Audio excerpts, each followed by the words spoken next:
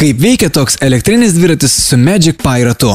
Ogi labai paprastai. Visą sistemą arba komplektaciją sudaro 6 pagrindiniai komponentai, kurie didina šio dviračio efektyvumą.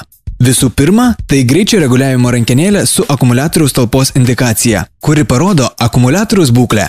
Rankenėlė gali būti sukama motociklinė arba spaudžiama kaip keturratyje. Greitis reguliuojamas spaudžiant rankenėlę. Tiems, kurios domina veikimas iš techninės pusės, galima pridurti, jog rankenėlėje yra holo daviklis ir magnetas.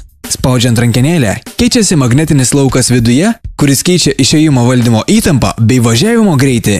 Visų antra, tai naujoviška bei išskirtinė funkcija Cruise Control arba paprastai tariant autopilotas, kuri taip pat sutinkama aukštos klasės automobiliuose. Kaip tai veikia? Pasiekus norimą greitį, neatleidžiant gazo, vieną kartą nuspaudžiam autopiloto raudoną mygtuką ir autopilotas įjungtas.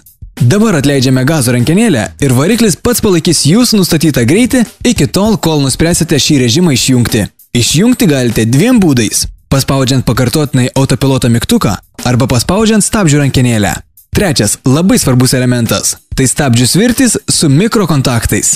Stabdant integruoti mikrokontaktai atjungia maitinimą nuo greičio reguliavimo rankenėlės ir perjungia variklį į generatoriaus režimą. Kitaip tariant, stabdant greičio rankenėlė neveikia. Rezultate yra stabdoma pirmiausiai varikliu, nenaudojant paprastų stabdžių ir tuo pat metu įkraunamas akumuliatorius. Užbėgant už akių pridursime, jog regeneracijos procentas ir kiti parametrai yra laisvai programuojami. Ketvirtasis sistemos elementas yra Magic Pi variklis ratas, kuris pasižymi išskirtinėmis ir originaliomis funkcijomis. Vienas iš svarbiausių Magic Pi bruožų yra universalus programuojamas valdiklis, kuris yra pačiame rate.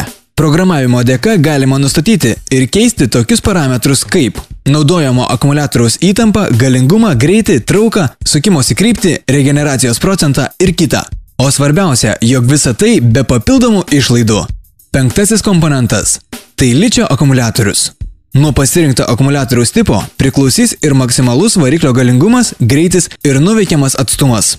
Kuo didesnė akumuliatoriaus įtampa, tuo didesnis maksimalus greitis. Kuo didesnė akumuliatoriaus talpa, tuo didesnis nuvažiuojamas atstumas. Kuo geresnė ir naujesnė akumuliatorių technologija, tuo akumuliatoriai lengvesni ir ilgamžiškesni. Ir galiausiai priėjome prie paskutinio komplekto elemento – pedelek, arba paprastai tariant pedalų asistento. Jo dėka minant yra aktyvuojamas variklio veikimas, tai yra veikiant pedelek sistemai, kai dviratininkas mina pedalus, automatiškai įsijungia variklis, kuris palengvina minimą. Tokiu būdu naudojama ne tik žmogaus, bet ir akumuliatoriaus energija. Pagalbos lygis nustatomas programiškai. Magic Pi ratas gali veikti ir be pedelek.